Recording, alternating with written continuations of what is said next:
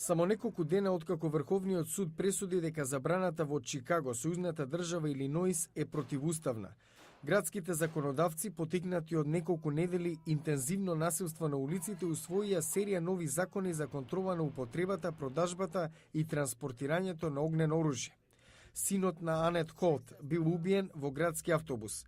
Таа страува дека судската одлука ќе донесе повеќе оружје на улиците. Ова е шлаканица во лице за сите нас кои имаме загубено деца во насилство со оружје. Според Врховниот суд, правото на поседување оружје за самоодбрана е фундаментално право, повикувајќи се на вториот амандман на Американскиот устав и се однесува на сојузните и локални јурисдикции. Одлуката на Врховниот суд ја поздравија овие сопственици на оружје во Вирџинија.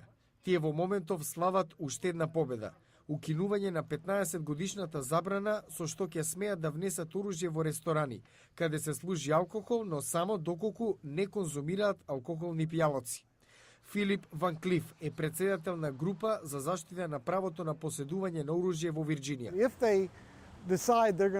Ако градовите и сојузните држави одлучат да го регулираат правото за поседување на оружје, тоа значи дека истовремено се должни да имаат праведен систем во кој секој државјанин кој го почитува законот и кој не е криминалец може лесно да добие дозвола за поседување на огнено оружје. Поборниците за контрола врз огненото оружје се свесни дека групите што се залагаат за правото на негово поседување ќе вложат жалби на законите што ограничуваат неговата употреба, но сепак се надеваат дека најголем дел од законите ќе останат.